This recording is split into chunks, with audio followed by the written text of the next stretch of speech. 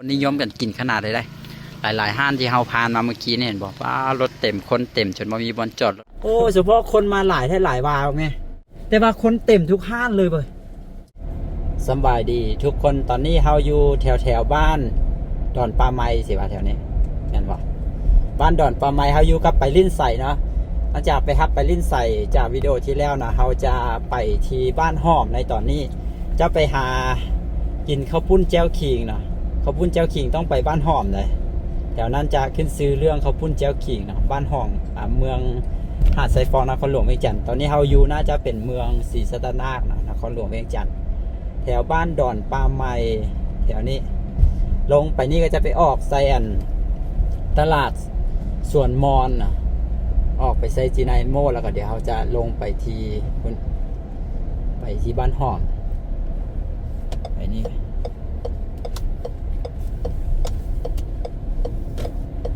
แถวนี้จะมีบ้านนอกจากบ้านดอนปลาไม้แล้วมีบ้านอย่างกับบ้านทงกลางสันนะเนาะมีบ้านทงกลางบ้านดอนปลาไม้อยู่แถวนี้แถวในนี่รู้สึกว่ามีโรงงานอย่างทำได้อยู่ในแถวไหนนี่เคยผ่านไปเทื่อหนึ่ง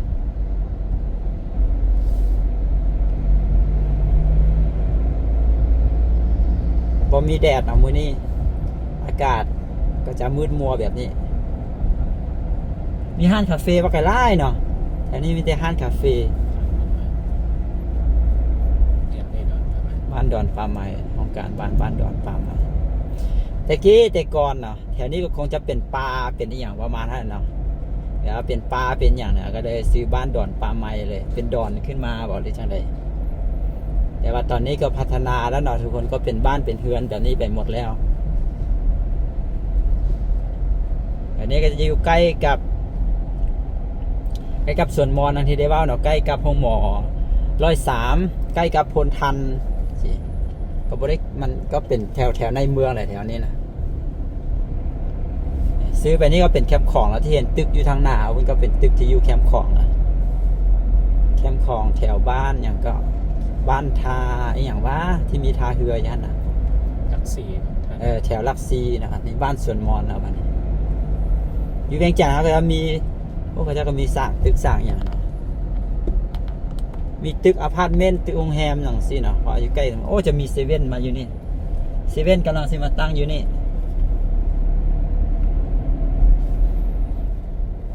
ก็จะมีสวนมอนกับอามอนนะถ้าสวนมอนท่านจะเป็นอยู่นี่แต่ถ้าบ้านอามอนนี่คือจะอยู่ทางซัมเค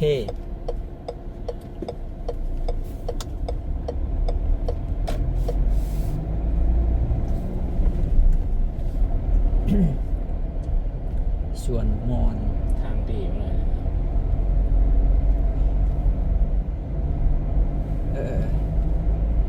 ถนนท่าเรือทางดีหมดแล้วแถวนี้ก็จะปลูกคอนกรีตหมดแล้วส่วนใหญ่ก็จะมันเป็นเส้นทางคือเมื่อก่อนมันไม่ได้เป็นตัวเมืองนะแต่ก่อนแต่ว่าพอตัวเมืองนครหลวงวิจิตรขยายตัวเมืองออกมาแล้วเขาจะก็มาตัดเส้นทางแบบเฮ็ดดีไปบาทเดียวเลยนะปลูกคอนกรีตไปเลยสินะก็จะเป็นเส้นทางปลูกคอนกรีตทั้งหมดเลยแถวนี้สวนมอนนี่ตลาดสวนมอนนะไม่ได้มารีวิวจากบาทเถอะวะมาได้แต่นี่ตลาดสวนมอนนะ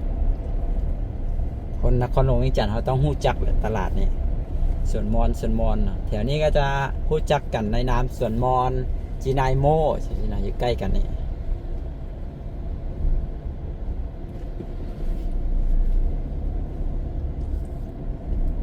จะออกมาใส่ถนนท่าเรือที่จะไปขัวมิตรภาพไทยลาวแห่งที่หนึ่งแต่ว่าเขาจะไปที่บอโอนะตลาดเศร้าที่ไนโม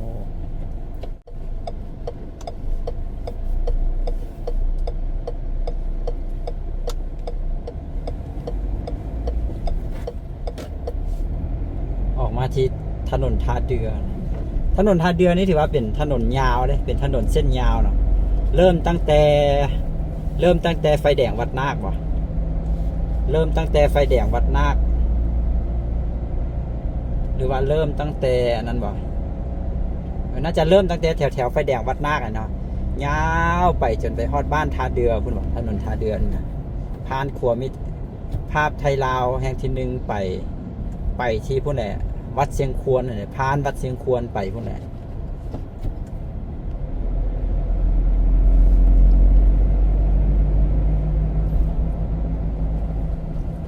แต่ว่าถนนที่ไปบ้านหอมว่าถนนนี้มูจักบ่ หวานหอม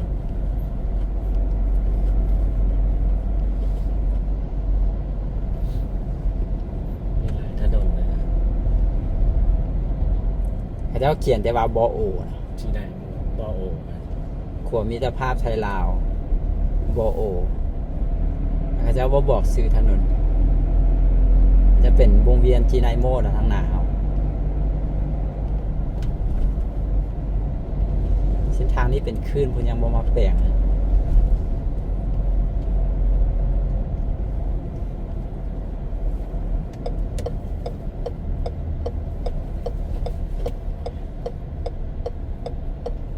ี่ไหนหมดใส่สถาน บ้านใส่สถานอันยังก็เข้าไปแถวนั้นนะเข้าไปแถวที่ว่ามองไปซื้อดินนั่นนะเข้าไปดินตาเป็นเลาะได้แถวนั้นนะรู้สึกว่ามันมีอย่างที่น่าสนใจเนี่ยเข้าไปนะตามเบิ้งใน Google Map นะเข้าไปแถวไหนนี้จะเป็นค่ายทหาร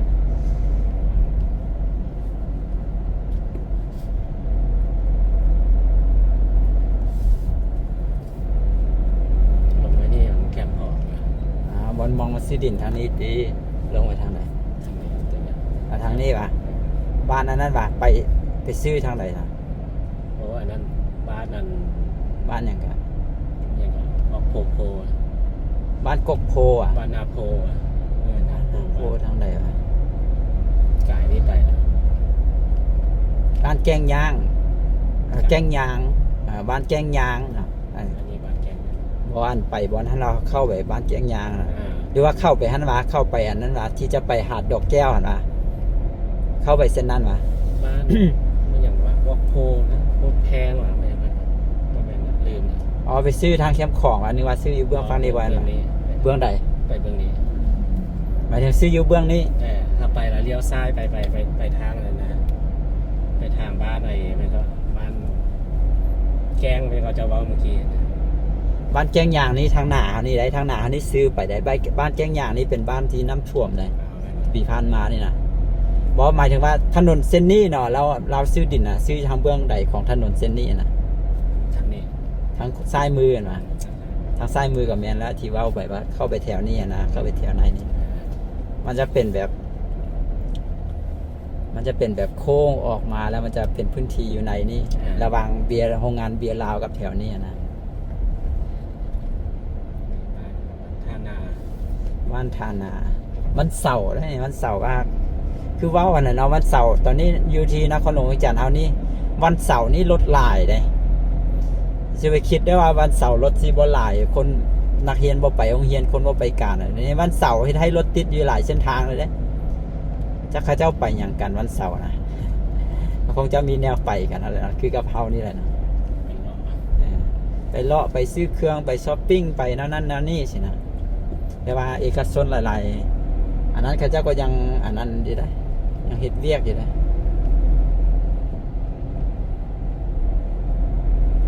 แถวนี้บ่โอแล้วแถวทางหนาวนี่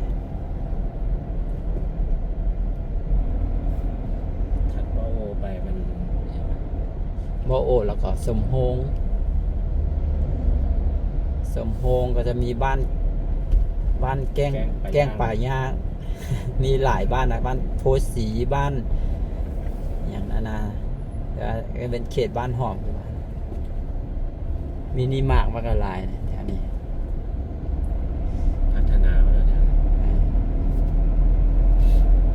โอเคเนาะทุกคนแถวนี้ฮันปาตาบินเคยถ่ายวิดีโอเมื่อบดดมานี้แล้วเนาะเมื่อนั้นก็เลาะไปเส้นนี้แหละ เดี๋ยวเขาจะไปถ่ายแถวทางจะเข้าไปหาห้านเขาพุ่นเจ้าขิงเลย เดี๋ยววิดีโอมันสิยาวเกิน อันนี้เขาน่าจะมาฮอดที่บ้านเขตบ้านหอมทั้งหมดเลยแถวนี้กันเนาะทุกคนเบิ่งไหม มีความเจริญรุ่งเรืองไปหมดเลยนะมีการค้าการขายเต็มไปหมดเลยบ้านโพสีแบบนี้ บ้านโพเงินบ้านโพสีนะขึ้นกับเป็นเขตบ้านหอมห้าน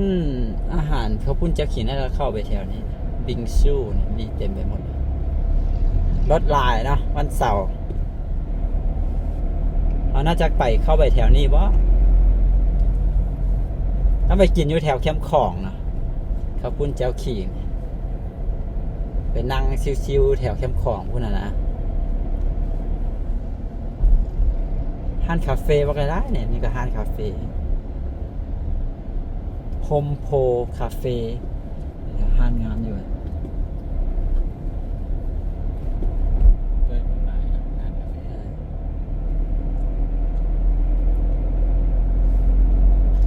รถไปหลายนี่น่าจะไปอันนั้นบ่วัดธงธาตุบ่เนี่ยไปไหว้พญานาคโอ้เส้นทางนี้ก็จะมาปลูกมันจิตเข้าไปเพราะว่าสิไปใส่เลยอันสว่างแถวในนี่เจ้าก็ปลูกคอนกรีตหลายเส้นแล้วได้มื้อหน้าสิมาอัปเดตเลาะเบิ่งกัน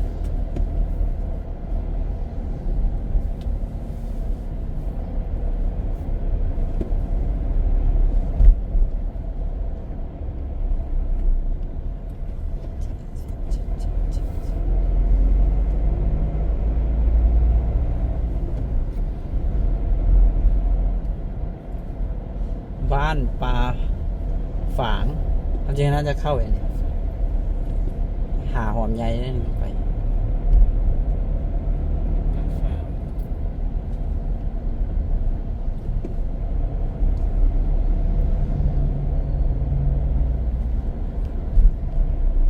หอมนี้ใหญ่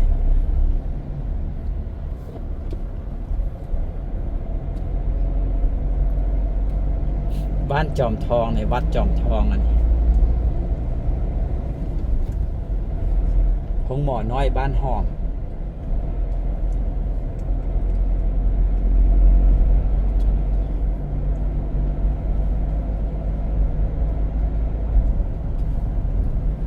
นี่มีป้ายขอบคุณเจ้าขี่ขอบคุณเจ้าขี่เข้าไปพุ่นละเลาะขึ้นมาบ่เลยจังไดมีป้ายในป้ายสีแดงนี่วะเขาจะสิบอกขอบคุณเจ้าขี่ห้านขอบคุณเจ้าขี่อยู่แคมป์ของมันนั่นนะ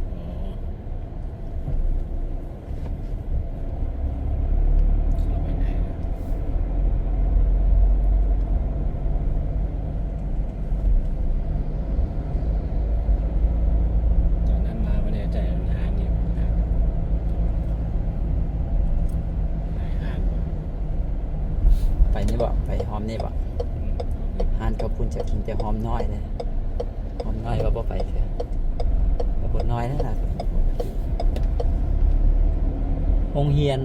ห้อมสวัสดิ์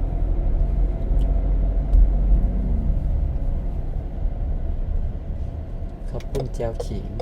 ลายหาอยู่แล้วหอมนี่บ่ได้ปลูกคอนกรีตเอาเลยมาหมดแล้วหอมปลูกคอนกรีตได้แคมป์ของหานขอบคุณเจ้าขิงเต็มได้หาเนี่ยเลือกได้มาเรื่อยๆมาเรื่อยๆบ่มีทางเข้าแล้วได้บัดนี้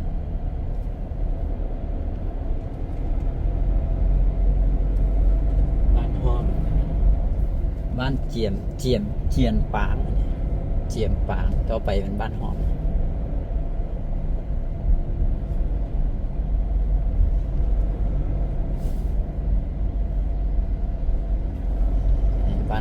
บ้านหอมใต้เดี๋ยวมีเส้นนี้เส้นหนึ่งเข้าแถวนี้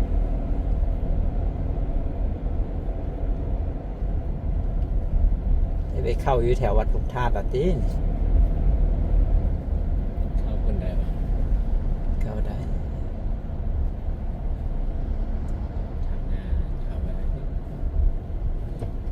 คือว่ามีเส้นหนึ่งเส้นใหญ่เข้านี่นะ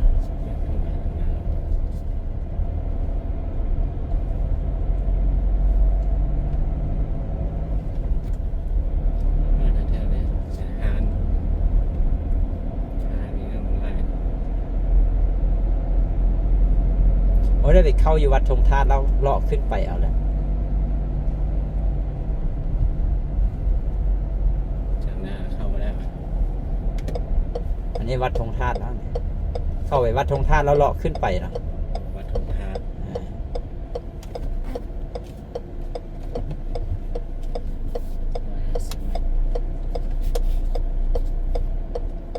มันเสาร์คนน่าจะมาวันอาทิตย์คนน่าจะมาหลายกว่า ตาย โอ้มักม่วงมักยม โยม กันเอาบ่มีคันคูกันน้ำนี่แถวนี้นี่เรียบร้อยหมดเลยน้ำท่วมมิดหลังคาเลยแหละ วัดนี้เนาะคนมาล่าเนาะ วัดนี่นะวัดธงธาตุนะในเมืองเขาจะเอาขายดอกมงดอกไม้แล้ววัดธงธาตุน่ะก็เป็นวัดที่อยู่นอกเขตคันคูกันน้ำเห็นบ่น้ำเลยท่วมตัวนี้เป็นคันคูกันน้ำเลยตัวนี้นะคันคูกันน้ำมันจะเป็นทางไปแบบ มี นี้ เส้นทางแบบ มันก็นักว่าท่วมวัดธงธาตุหมดเลยนี่วัดธงธาตุอยู่ทางนี้โอ้คนมาอยู่เขาบลายปัดได้ถ้าสิเลาะขึ้นไปนี่กินให้ไปสิเข้าแถวเทิงนั้นบ่ได้เข้านะเลาะมาเรื่อยๆก็คือบ้านเฮือนผู้ใดอยู่ทางขวามือนะตอนขวามือเฮาในตอนนี้ก็คือบ่ถึกน้ำท่วมเฮือนหลังใดอยู่ทางซ้ายมือที่บ่ได้ถมขึ้นมาแบบนี้ก็คือท่วมหมดเลยนะแต่ว่าบางหลังที่เพิ่นถมขึ้นมาเพียงกับทางนี่ก็คือรอดเป็ดมันก็สิลบให้เฮาอยู่วัน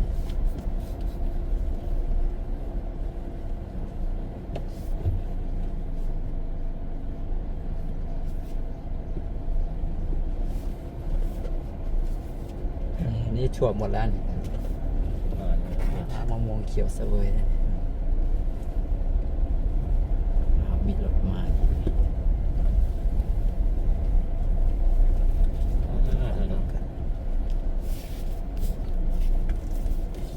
แถวนี้ก็ตามฝ่ามือเนี่ย ตามมาแล้วก็อันคณะบ่มีตัวนี้กันอย่างไรก็คือท่วมหมดเลย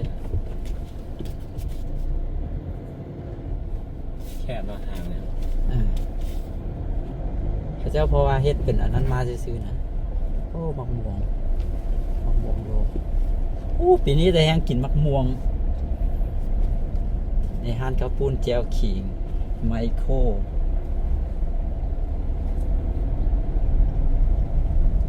โอ้นี่ก็วัด วัดว่าไกลหลายเพราะมีหลายบ้านในแถวนี้ในอนาคตเพิ่นก็สิเฮ็ดเป็นเส้นทางยาวมาตั้งแต่พุ่นแหละตั้งแต่ดอนจันทน์ยาวต่อมาเรื่อยๆจนมาฮอดพี่แหละตัวที่เพิ่นเฮ็ดมาตอนนี้ก็คือมาฮอดแถวใดวะมาฮอดแถวบ้านอหยังมาฮอดแถวบ้านแก้งป่าย่างน่ะแก้งยางใช่ไหมแก้งป่ายาง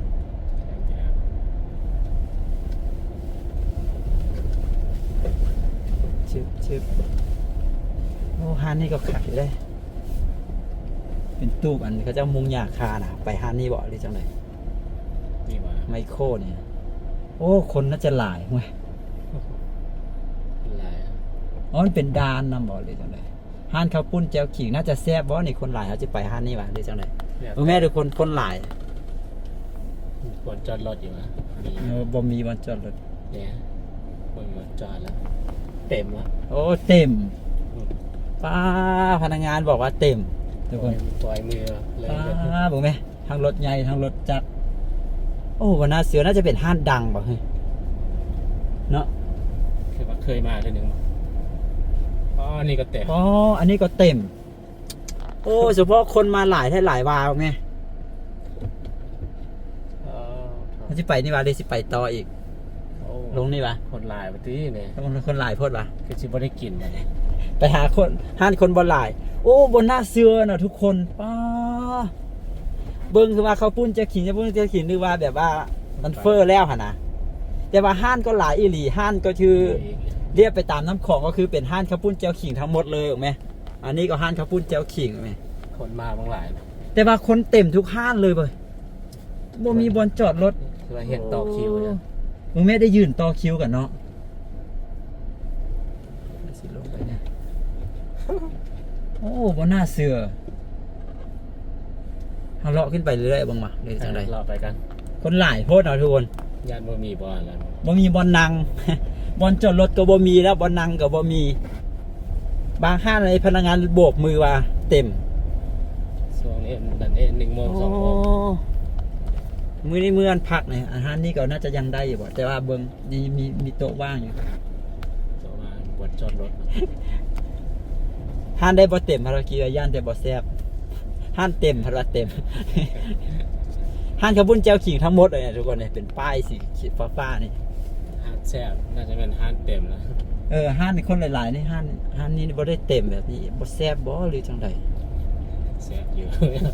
หรือว่าแซ่บอยู่เนาะหรือว่าจังใดไปอีกวะ หมดแล้วว่ายังบ่รอไปบ้าง โอ้บ่หมดง่ายพุ่นไปฮอดพุ่นน่ะ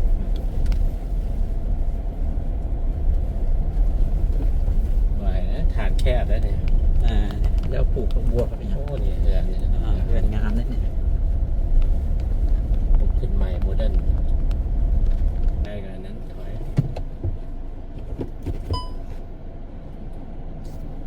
มันก่อน เนี่ยว่าสิลองไปห้านนี้เนาะทุกคนห้านนี้เพิ่นปลูกคอนกรีตเข้าไปดัก ได้บ่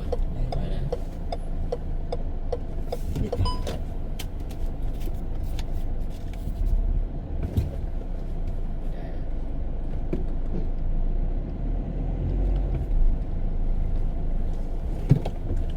เฮือนนี้ก็น้ำท่วมนี่ก็คือน้ำท่วมหมดเนาะที่ลงมานี่ลงมาตามนี่ก็คือถึงน้ำท่วมเบิ่งดูห้านนี้มันปลูกคอนกรีตทางลงมาเลยดักห้านนี้ เปิดอยู่ บ่แน่ใจว่าเปิดบ่ห้านใดล่ะอ๋อห้านพุ่นไปวะ มีบนจอดรถก็เอาแล้วนะ แถวนี้เขาเจ้าก็มีการปรับปรุงมีการเฮ็ดอ่านต้านเจือนเฮ็ดอหย่างมาแต่พุ่นแหละทุกคนในแถวนั้นก็จะมีห้านคาเฟ่มีอหย่างข้าวปุ้นแจ่วขิงอหย่างก็มีหลายแหละเขาเจ้ากำลังพัฒนาเฮ็ดอันเป็นบ่อนท่องเที่ยวเป็นร้านอาหารต่างๆนั่นแหละอยู่แถวนั้นนะแล้วก็เฮาเลาะมาแถวลุมหั่นคนหลายโพดเนาะเลาะขึ้นมาห้านเนียนเบิ่งคนคือว่าบ่ได้หลายอะนะว่าจะไปกินข้าวปุ้นแจ่วขิงอยู่นี่นะทางพุ่นหั่นเป็นอันนี้มันเป็นดอนมาอันจริงสามารถย่างลงไปรวมพุ่นได้นะเรามีห้านมีอย่างเรียนกันไปเรื่อยๆแต่ว่าเอามานี่พอดีมี2-3 โต๊ะที่เพิ่นออกนะพระเจ้ากำลังเฮ็ดน่าจะเป็นห้านเช่นเดียวกันนะทุกคนแถวนี้เขาเจ้ากำลังมีเป็นห้านกาแฟมีห้านอย่างต่างๆนานาที่เจ้าเฮ็ดใหม่ได้ในขณะที่เรามากินเขาเจ้าก็มีมาขายผักขายอย่างสินะแม่ค้าก็เลาะขายผักขายอย่างก็มีบรรยากาศห้านวันนี้คนบ่หลายแล้วเขาไก่มา4-5 ห้านรุมห้านโอ้คนหลายโพดนะอันนี้ก็คือไปลิ้นใส่หน้าตาก็จะประมาณนี้อาหารนะทุกคนเขาเจ้ามาขายเป็นพวกผักพวกอย่างส่วนใหญ่เขาจะปลูกอยู่แถวนี้ได้พวกนี้นะเดี๋ยวเขาจะปลูกอยู่แถวนี้ได้3 ถุง25,000ทุกคนมองไหมส่วนดอนฮั่นนะทุกคนเอิ้นว่าดอนทาบักเฟืองบอกดอนทาบักเฟืองนะเป็นแผ่นดินของประเทศไทยนะบ่ได้เป็นแผ่นดินของลาวบางละเท่าไหร่นี่ บาง40กับ50ข้าวกล้ำอัน อัน นี้ นี้เขากำมา แล้วอันนี้ขาว ใส่กันมา นี่เขาก็จะมากินข้าวปุ้นแจ่วขิงเนาะก็กินบ่ค่อยเป็นบ่ค่อยเก่งดอกกินข้าวปุ้นแจ่วขิงแต่ว่าหลักๆน่าจะประมาณนี้เนาะก็คือเอาข้าวปุ้นใส่เอาเส้นข้าวปุ้นใส่นะทุกคนก็จะมีเส้นข้าวปุ้นของส่วนประกอบของมันนะ อันนี้มีอย่างนี้ ก็จะมีข้าวปุ้นเนาะมีข้าวปุ้นแล้วก็มีผักมีหอม แล้วก็มีผักลวกเนาะแล้วก็ถั่วงอก อันนี้เกิดมาใบก็กา อ่าร จอง ผักก้านจอง การจอง ผักก้านจองผักกะหล่ำปีอย่างผักลวกบางทีก็คือว่ามีผักบอกผักบุ้งนำแต่ว่าอันนี้บ่เห็นมีนะแล้วก็จะมีประมาณนี้แหละนะทุกคนมีผักมีเส้นข้าวปุ้นแล้วก็มีแจวอันนี้ก็คือแจวขิงเป็นที่มาของคำว่าข้าวปุ้นแจวขิงนะอันนี้ก็คือแจวขิง งอกมา ถั่วงอกแจวขิง แล้วก็สิ่งที่จะต้องมีแน่นอนก็คือน้ำเนาะน้ำห้อนบ่น้ำธรรมดาสิว่าเรือทางไหน อ่อนมา ห้อนอยู่ อุ่น แล้วก็เอาน้ำห้อนใส่น้ำห้อนใส่มักน้ำไหลน้ำน้อยก็ใส่ลงไปนะประมาณนี้ ซื้อเนาะ เรียบร้อย แบบนี้แล้วก็บันนี้เขาก็ปรุงก็คือปรุงตามที่เขามักนะก็จะมีน้ำป่ามีน้ำปลาแดกมีเกลือแป้งนัวสินะเขามักเค็มมักจางมักหวานนะอย่างมีน้ำตาลนะครับก็คือใส่ลงไปนะมักรสชาติอะไรก็ใส่ลงไปประมาณหั่น หมัก ทุ เผ็ ก ด คน ก็ใส่ละลายแล้ว ก็คือแบบขึ้นกับข้าวปุ้นทั่วไปนะแต่ว่าจะมีแจวขิงใส่นะนี่แล้วก็ผักอย่างจะสิผักลวกเขามักหลายมักน้อยก็ใส่ลงไปอย่างสินะ อย่างนี้เลยนะ ประมาณนี้นะทุกคนข้าวปุ้นแจ่วขิงข้าวปุ้นแจ่วขิงแต่ว่าคนนิยมกันกินขนาดเลยได้ หลายๆห้านที่เฮาผ่านมาเมื่อกี้นี่เห็นบอกว่ารถเต็มคนเต็มจนบ่มีบอนจอดรถบ่มีบอนนั่งเลยนะแต่ว่ามาห้านนี้ก็ถือว่าหลายได้อตอนนี้ก็ว่างอยู่แต่โต๊ะเดียวนะลองซีมันเด้อบ่แซ่บบ่นัวก็คือเขาสามารถเพิ่มใส่เองปรุงเองตามใจมักนะ นี่มีปลาแดก มีปลาแดก ปลาแดกใส่ ใส่ป่ะ หนึ่ง นี่กลายเป็นของปรุงเป็นเครื่องปรุงประจำของลาวเขาแล้วเนาะปลาแดกนี่เฮ็ดอย่างก็ต้องใส่โดยเฉพาะไทยเวียงจันทน์คนทางเวียงจันทน์เขานี่อย่างก็จะใส่ปลาแดกนะกลืนน้ำลายเดี๋ยวปลาดินขอตัวกินข้าวกันกินข้าวปุ้นกันหิวข้าวอยู่ตอนนี้ก็จะประมาณนี้แหละทุกคนข้าวปุ้นแจ่วขิงนะครับกินไปเบิ้งวิวไปแบบนี้อันเพิ่มเติมเนาะอันห้านข้าวปุ้นแจ่วขิงทั่วๆไปนะเขาเจ้าก็มักจะมีปิ้งปลาแล้วก็ปิ้งไก่อยู่นำได้นะครับเวลาเขามากินข้าวปุ้นแจ่วขิงเขาเจ้าก็จะมักสั่งปลามักสั่งปิ้งไก่กินคู่กันไปได้นะทุกคนถ้าเขาจะกินแบบสไตล์เป็นพันป่าก็ยังได้ทุกคนเพราะว่าเขามีเส้นข้าวปุ้นเขามีป่าเขามีผักนะก็คือกินสไตล์เป็นพันก็ได้นะแบบนี้กินแล้วที่สั่งเอามีข้าวมีอย่างก็น่าจะมีเส้นเดียวกันนะแต่ว่าเขาจะกินประมาณนี้แต่ว่าข้าวนี่เขาจะกินเป็นเส้นแทนอยู่แล้วนะปลาก็น่าจะแซ่บนี่โอ้คักนี่ ปลานิลนะ โอเคนะขอตัวกินข้าวกันหิวข้าวแห้งตอนนี้พวกเราก็กินข้าวแล้วนะทุกคนโอ้แซ่บหลายเลยข้าวปุ้นแจ่วขิงแต่ว่าเขาต้องสั่งป่าสำหรับปลาดินเขาต้องสั่งปิ้งป่ามากินนำเนาะจะแซ่บหลายนะ